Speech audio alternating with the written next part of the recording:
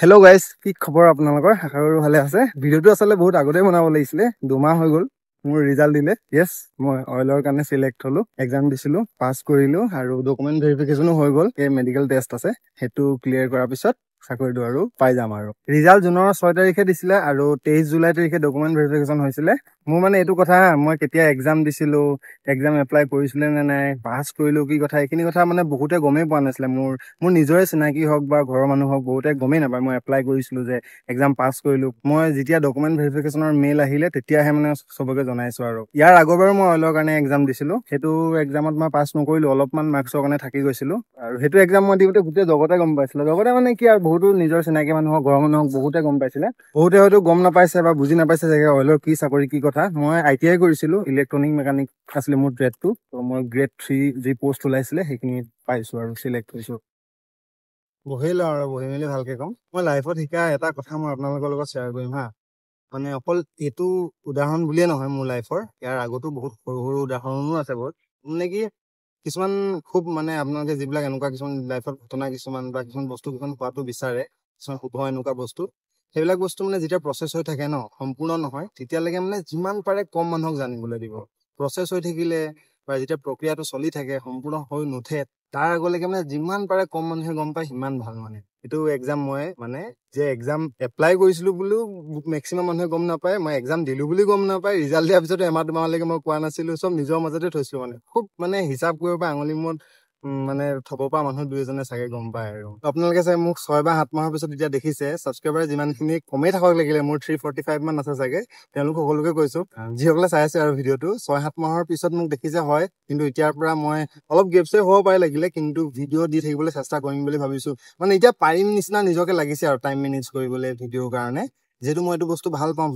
Blogging ভাল পাওঁ, video' কৰি ভাল পাওঁ। বোলে ভিউজ চিউজ নাহক পিছত, গ্ৰ'ই নহওক, কিন্তু মোৰ নিজৰ মানে পিছত চাই ভাল লাগিব, মেমৰি ছেভিং টাইপৰ কাম হ'ব ন। সেইটো কাৰণে ভিডিঅ'বিলাক বনাই যাম ভাবিছোঁ। অলপ অলপ গেপতে হওক বা বেছি গেপ কম গেপ, কিন্তু 6-5 মাহ তেনেকুৱাটা গেপ এনেও নলওঁ, খুব কম গেপতে দিবলৈ চেষ্টা কৰিম। সেইটো কাৰণে দিয়াৰ চান্স আছে, কাৰণ এতিয়া যিহেতু লাইফটো অলপ ষ্টেবল হৈ যাব ন, মেডিকেলটো যেন ভালদৰে কমপ্লিটলি হৈ যায় আৰু, তাকে আশীৰ্বাদ কৰিব দেই। সপ্তাহত এটা দিন 2টা দিন টাইম উলিয়াই হ'লেও মানে নিজৰ ডেইলি লাইফ ব্লগ বা কিবা হওক আৰু, যিটো লোকেশ্যনত মোৰ জইনিং হয় আৰু সেইটো লোকেশ্যনৰ হওক বা যি হওক, যেনেকে তেনেকে মই বনাব চেষ্টা কৰিম আৰু। এতিয়া হৈ গ'ল আৰু বহুত হেপী মই।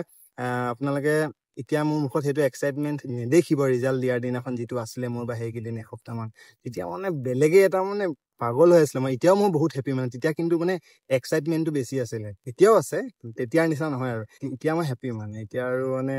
কি ক'ম আৰু। মই এক্সামটো এই বুলি ভাবি দিলোঁ হা, এইটোৱে মোৰ লাইফৰ লাষ্ট এক্সাম। এইটো এক্সাম যদি মই পাছ নকৰোঁ, চাকৰি এক্সামটো, তেতিয়া মই ভৱিষ্যতে কেতিয়াও এক্সাম দিবলৈ নাপাওঁ আৰু মই নিদিওঁ। বেলেগ মানে বিজনেছ বা কিবা ষ্টাৰ্ট কৰিম বুলি, সেইটোতো মই বিজনেছ বা ব্যৱসায় এইবিলাক এক্সট্ৰাই কৰিবলৈ এনেও মন আছে। মোৰ আগৰ পৰা চাকৰি কৰিলেও মন আছে এক্সট্ৰাই মোৰ বিজনেছ কৰিবলৈ কাৰণে। মোৰ এইটো মই ভাবি থৈছিলোঁ, মানে চিকিউৰ কিবা এটা কৰি লোৱাৰ পিছত বিজনেছ বা ব্যৱসায়ত মানে হেৰি লগাম আৰু, মানে নিজৰ সময় বা নিজক আগবঢ়াম আৰু বুলি ভাবিছিলোঁ আৰু। কিন্তু মানে মনটো বহুত ভাল লাগিছে, কাৰণ 7, 8, 9 মানতে ভাবিছিলোঁ যে অইল বা ONGCত এদিন চাকৰি কৰিম বুলি। সেই আশাটো যে ইমান বছৰৰ পিছত পূৰণ হ'ল সঁচাকে। আজি ন মোৰ লাইফৰ প্ৰথম 2টা জবৰ বিষয়ে মনত পৰিছে। প্ৰথমটো আছিলে বাজাৰ ইণ্ডিয়া শ্বপিং মল এখন আছিলে, তাত মানে চেলছমেন হিচাপে কাম কৰিছিলোঁ 4 মাহ। আৰু মই কাম কেতিয়া কৰিছিলোঁ গম পাই নাই? ITI ক্লাছ খতম হ'ল নহয়, ছাৰহেঁতি মানে কৈ দিলে এতিয়া পৰা ক্লাছ নহয়, ডাইৰেক্ট এক্সামৰ কাৰণে মানে আপোনালোকে তাৰিখ গম পাবা আৰু, জাননী দিয়া হ'ব। মই ঘৰলৈ আহিলোঁ, 4-5 দিন থাকিলোঁ। মানে মৰাণত মোৰ ঘৰ ন, ডিব্ৰুগড়লৈ ওলাই আহিলোঁ আৰু কিবা এটা জব কৰোঁ বুলি। কাৰণ এক্সামৰ ডেট কেতিয়া এক্সাম হয় কি কথা ঠিক নাই, কিমান টাইম লাগিব, এনেই টাইমখিনি যোৱাতকৈ কিবা এটা কৰিবলৈ ওলাই আহিলোঁ আৰু, চলিবলৈ কাৰণে, নিজৰ কাৰণে হ'লেও পইচা উলিয়াবলৈ বা ঘৰতো 2 টকা বা কিবা এটা দিব পৰাকৈ আৰু ওলাই আহিলোঁ। তাৰপিছত দিনটো ঘূৰিলোঁ, বহুতকেইখন শ্বপিং মল গ'লোঁ, বহুতকেইটা মানে প্ৰাইভেট এনেকুৱা গ'লোঁ আৰু, অফিচ বা কৰ্পৰেট ছেক্টৰত। চবতে বায়'ডাটা দিলোঁ, চবতে লৈ থৈ দিয়া আৰু, এখনত লাকিলি মানে হৈ গ'ল আৰু, সেইদিনাখনেই জইনিং হোৱাৰ নিচিনা হৈ গ'ল আৰু।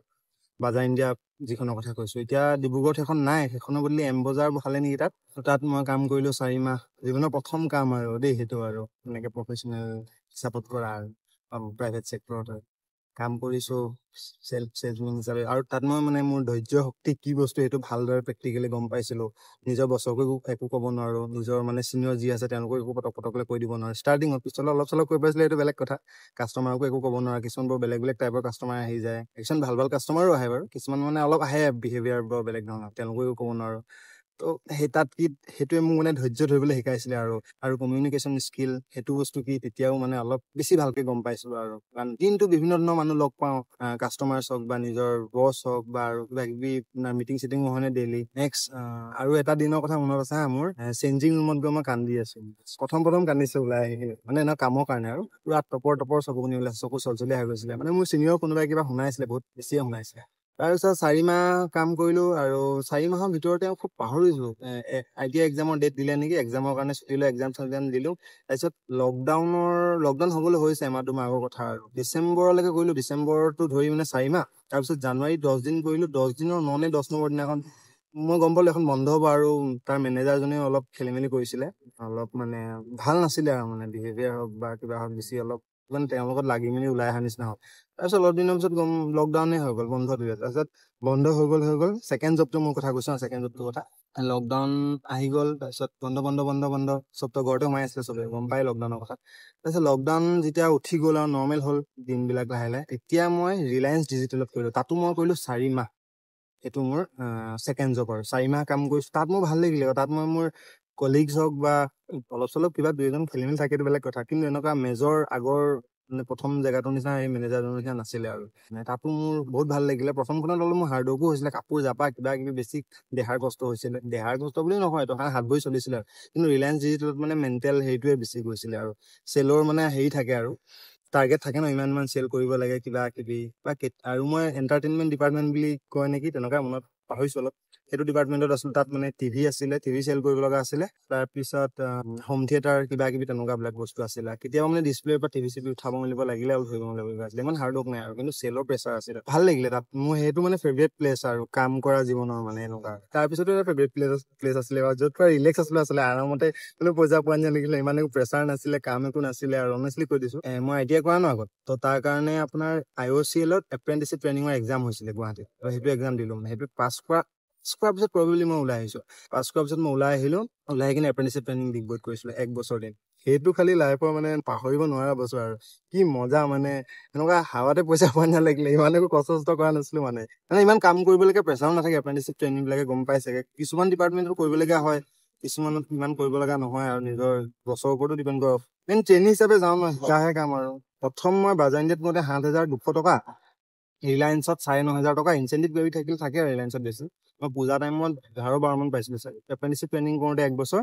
10,550 পাইছিলো আৰু সেই বছৰটো এটা বহুত স্মৰণীয় বছৰ আৰু মানে বহুত ভাল লাগিলে গোটেই বছৰ মানে লগত এপ্ৰেণ্টিচিপ ট্ৰেইনিং যিমান লগৰ পালো গোটেইখিনি ভাল মজা পালো এনজয় খুব কৰিলো খুব ফূৰ্তি কৰিলো নিজৰ যিটো কাম চাম একেবাৰে নকৰা নহয় কৰিলো নিজৰ বছ অফিচাৰ এইখিনি বহুত ভাল পালো মাজতে সেই আগতে এটা Assam social media YouTube channel আছিলে আপোনালোকে গম পায় ন সেইটো চলি আছিলে সেইটো পৰা আৰ্ণ হৈ আছিলে ন এতিয়া সেইটো গেপ দি আৰু এইবিলাক লাইফত মানে কি কৰিম নকৰিম সেইটোতে মানে লাগোতে টাইম মিলাব পৰা নাছিলো মানে সেইটো কাৰণে সেইটো চেনেলো ডাউন হৈ গ'ল চলা টাইমত সেইটোৰ পৰা বহুত চলিলে সেইটো কণ্টিনিউ কৰোঁ নে নকৰোঁ নাজানো কাৰণ যিহেতু বস্তুটোৰ ওপৰত মোৰ ইমানো ইণ্টাৰেষ্ট নাই এই ব্লগ চেনেলটো মানে পেপত হ'লেও চলাম আৰু এই বাইকখনটো সেই অসম ছচিয়েল মিডিয়া চেনেলটোৰ পইচাৰে মানে ডাউন পেমেণ্ট দি কিনে লোৱা আৰু মই শ্বপিং মলৰ কথা কওঁতে মানে মই যিহেতু বাজাৰ ইণ্ডিয়া ৰিলায়েন্স ডিজিটেলত কাম কৰিছিলো বুলি আপোনালোকক কৈছো ন তাৰ কেইটামান কথা মনত পৰিছে আকৌ ইমান বেয়া লাগিছিলে হা মানে ইমান ইজি নহয় আচলতে তেনেকুৱা চেলছত বা প্ৰাইভেট চেক্টৰত কাম কৰাটো সঁচাকে বহুত প্ৰেছাৰটো ছেকেণ্ডেৰী মানে আপোনাৰ লাইফত যিয়ে হৈ মেলি থাকক লাগিলে ঘৰত যি হৈ মেলি থাকক নিজৰ পাৰ্চনেল লাইফত যিমানে দুখ হওক কিবা টেনশ্যন হওক আপুনি যেতিয়া ডিউটিত সোমাই আৰু ডিউটিৰ পৰা ওলোৱাৰ আগলৈকে মুখত হাঁহি লৈ মেলিয়ে কাষ্টমাৰৰ লগত ডিল কৰিব লাগিব নহ'লেতো কাষ্টমাৰ এটাক আপুনি কিবা এটা চেল কৰিবলৈ মিলাব নোৱাৰে ন যদিও আৰু সেনেকুৱা মুখ চুখ ফুলাই বা চেড এটা ফেচ লৈ থাকে তেতিয়াতো আকৌ বছৰৰ পৰাও গালি শুনিব লাগিব ভাবিলে বহুত দুখ লাগে দিনটোত থিয় হৈ থকা বিহু পূজা বা তেনেকুৱা বিলাকত ছুটি পোৱা নাযায় সেইটো বেয়া লাগে খালি তো যিসকলে কৰি আছে মই নিজে কৰি আহিছো ন মই গম পাওঁ যিসকলে চেলছত কৰি আছে এনেকুৱা প্ৰাইভেট চেক্টৰত বা মলত মানে সঁচাকে তেওঁলোকলৈ চেলিউট মানে মই নিজে মানে 4-6 মাহ টোটেল